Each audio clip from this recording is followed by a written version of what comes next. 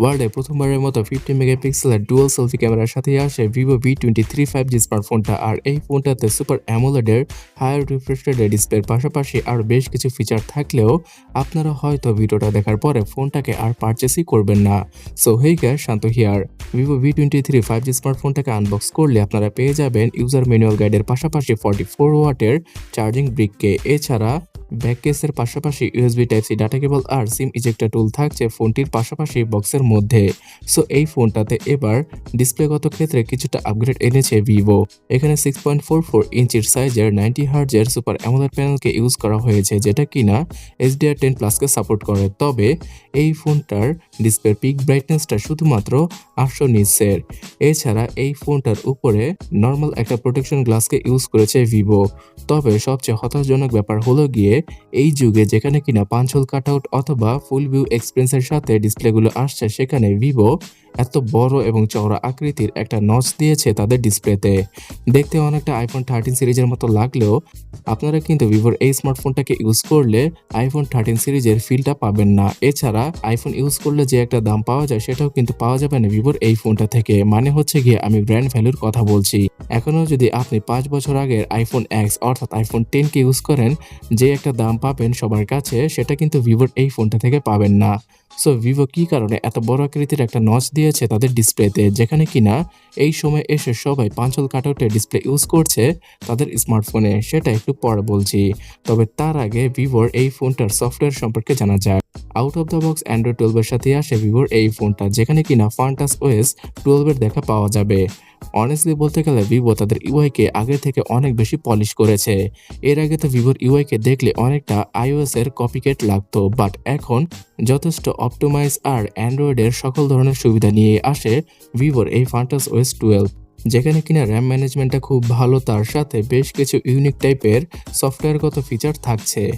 এবং বাগ ভাল্লুকের কথা বলতে গেলে এই ওএসটাতে মানে হচ্ছে গিয়ে ফান্টাস OS-এ তেমন কোনো বাগ ভাল্লুকের দেখা পাওয়া যায় না। কিন্তু একটা সমস্যা হচ্ছে গিয়ে ভিভো স্মার্টফোন সেল করার পরে সেখানে আপডেট খুব লেট করে দেয়, অথবা 4 থেকে 5 মাস পর পর একটা আপডেট দেয়, যেটা কিনা আসলেই ব্যাকডেটেড।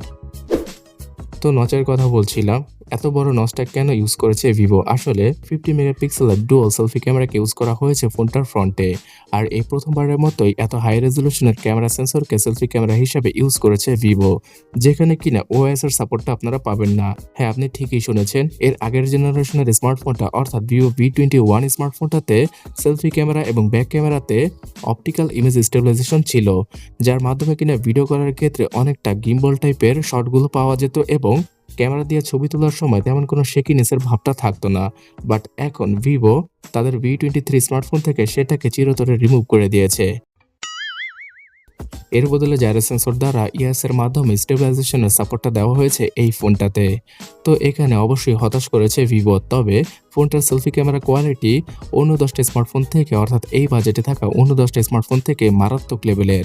এই ফোনটা দ্বারা আপনারা লো লাইট অথবা ডে লাইট যে কোনো কন্ডিশনে খুব ভালো ভালো সেলফি পেয়ে যাবেন বাজেট অনুযায়ী। তাছাড়া আল্ট্রাওয়াইড ক্যামেরা হিসেবে শুধুমাত্র 8 মেগাপিক্সেলের আল্ট্রাওয়াইড ক্যামেরাকে ইউজ করা হয়েছে, যার কোয়ালিটি একদম বিলো অ্যাভারেজ। তো এখানে যদি ভিভো শুধুমাত্র 50 মেগাপিক্সেলের একটা ক্যামেরা সেন্সর ইউজ করতো সেলফি ক্যামেরা হিসেবে, তাও আবার পাঁচ-হোল কাটআউটের ডিসপ্লেতে, তাহলে কিন্তু আরও কিছুটা বেটার হতে পারতো। তবে যাই হোক, ফোনটার পেছনে পাওয়া যাবে 64 মেগাপিক্সেলের ট্রিপল ক্যামেরা সেটআপ, যেখানে কিনা 64 মেগাপিক্সেলের মেন সেন্সরের পাশাপাশি 8 মেগাপিক্সেলের আল্ট্রাওয়াইড আর 2 মেগাপিক্সেলের ম্যাক্রো ক্যামেরা সেন্সর থাকছে।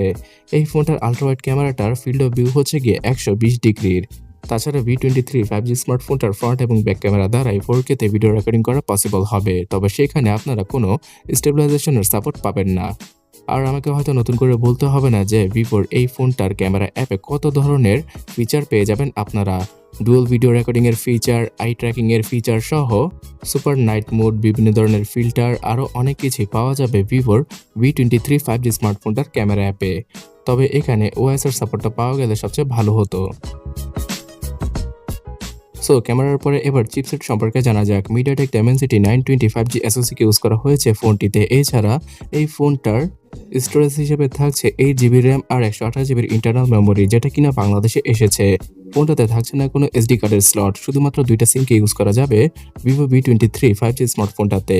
MediaTek Dimensity 920 SoCটার কথা বলতে গেলে এর আগে Redmi Note 11 Pro 5G স্মার্টফোনটাতে যেটা কিনা চাইনিজ মার্কেটে লঞ্চ করা হয়েছিল সেই ফোনটাতে দেখা গিয়েছিল এই চিপসেটটা। এছাড়াও Realme 9 Pro Plus স্মার্টফোনটাও এই চিপসেটের সাথে আসবে। বেসিক্যালি পারফরম্যান্সের কথা বলতে গেলে 30,000 টাকার আশেপাশের কোন স্মার্টফোন থেকে আমরা যে রকম পারফরম্যান্স এক্সপেক্ট করে থাকি সেই পারফরম্যান্সটা ডেলিভার করতে পারবে Vivo V23 স্মার্টফোনটা। এখানে পাবজির মতো গেমটা আপনারা 60 FPS এ প্লে করতে পারবেন। তবে ফোনটার ব্যাটারি লাইফটা কিছুটা কম, মানে হচ্ছে গিয়ে শুধুমাত্র 4200 mAh এর ব্যাটারিকে ইউজ করা হয়েছে Vivo V23 5G স্মার্টফোনটাতে। আর এখানে 44 ওয়াটের চার্জিং স্পিডকে পাওয়া যাবে, যার মাধ্যমে কিনা শুধুমাত্র 1 ঘন্টার আশেপাশেই এই ফোনটাকে ফুললি চার্জ করা পসিবল। বাট এই সময়ে এসে 4200 mAh এর ব্যাটারি একদিনের মতো ব্যাটারি ব্যাকআপ দিতে পারবেই না। 5000 mAh এর ব্যাটারির সাথে আসলে অবশ্যই Vivo V23 স্মার্টফোনটা খুব ভালো ব্যাটারি ব্যাকআপ ডেলিভার করতে পারত। কিন্তু Vivo তাদের স্মার্টফোনকে অতিরিক্ত স্লিম করতে গিয়ে অর্থাৎ স্টাইলিশ করতে গিয়েই ব্যাটারি ক্যাপাসিটিটা অনেকটা কম দিয়েছে। 179 গ্রাম ওজনের সাথেই আসে ভিভোর এই ফোনটি এবং এখানে শুধুমাত্র 7.6 মিলিমিটারের থিকনেস থাকছে। তবে ফোনটার পেছনের ব্যাকসাইডের ডিজাইন হয়তো কারো কাছে পছন্দ হবে আবার হবে না। অনেকটাই টেকনো স্টাইলের ডিজাইনের সাথেই আসে ভিভোর V23 স্মার্টফোনটা। এই স্মার্টফোনটার পেছনে ম্যাট ফিনিশ থাকছে, সো এক হাতে খুব ভালোভাবে গ্রিপ পাওয়া যাবে ফোনটাকে ইউজ করার ক্ষেত্রে। ফোনটার ডিজাইন আপনাদের কাছে কেমন লেগেছে অবশ্যই কমেন্ট করে জানাবেন। আর এখানে ব্ল্যাক এবং গোল্ডেন এই দুইটা কালারের সাথে বাংলাদেশের মার্কেটে পাওয়া যাবে Vivo V23 5G স্মার্টফোনটা। সো বর্তমানে এই ফোনটার 128GB ভেরিয়েন্টের প্রাইস হচ্ছে গিয়ে 10 টাকা কম 40,000 টাকা, যেটা কিনা আসলে অনেক বেশি। যদি ফোনটা 30,000 টাকার আশেপাশে লঞ্চ করা হতো তাহলে অবশ্যই অফলাইন মার্কেট বলুন অথবা অনলাইন মার্কেট, দুটো মার্কেটেই খুব ভালো একটা ক্যামেরা স্মার্টফোন হিসেবে অথবা গেমিং স্মার্টফোন হিসেবে ভিভোর এই ফোনটাকে পারচেস করা কিছুটা বুদ্ধিমত্তার কাজ হতো। আর ভিভো হয়তো নিজেরাও জানে যে তারা কিছুটা বেশি প্রাইসের সাথে ফোনটাকে লঞ্চ করে ফেলেছে, তাই Vivo V23 স্মার্টফোনটা আর মাত্র 2 দিনের মধ্যেই বাংলাদেশের মার্কেটে চলে আসবে আরও কিছুটা কম প্রাইসে। সো ওভার প্রাইসের কারণে এবং চাহিদা না থাকায় Vivo V23 স্মার্টফোনটা বর্তমানে বাংলাদেশে খুব কমই পাওয়া যাচ্ছে। আগামীতে Vivo V23 স্মার্টফোনটা হয়তো ভিভো সবচেয়ে বেশি সেল করার চেষ্টা করবে বাংলাদেশে এবং সেই ফোনটা আসলে আমি সাথে সাথে ভিডিওর মাধ্যমে জানিয়ে দেওয়ার চেষ্টা করব। তার জন্য এই চ্যানেলটাকে সাবস্ক্রাইব করে রাখুন যদি আপনি না করে থাকেন। আর আপনি যদি আমাকে জিজ্ঞাসা করেন যে ভিভোর স্মার্টফোনের প্রাইস এত বেশি কেন আর স্পেসিফিকেশন এত সাদামাটা কেন, এখানে আমি বলবো যে অফলাইন মার্কেটে ভিভো অনেক বেশি খরচ করে থাকে। ইনফ্যাক্ট অনলাইনে তারা তেমন কোনো খরচই করে না আর রিভিউয়ারদের কাছেও তারা কোনো স্মার্টফোন পাঠায় না, বিকজ তাদের স্মার্টফোনে প্রাইস অনুযায়ী তেমন কোনো ইন্টারেস্টিং কিছু পাওয়াই যায় না। তো এই কারণে বর্তমানে যদি আপনার বাজেট 40,000 টাকা হয়ে থাকে তাহলে OnePlus 9R, OnePlus 9 অথবা Realme আর Xiaomi ব্র্যান্ডের বেশ কিছু স্মার্টফোন কিনতে পারেন, যেখানে কিনা স্ন্যাপড্রাগন 870 মতো ফ্ল্যাগশিপ কিলার চিপসেট রয়েছে।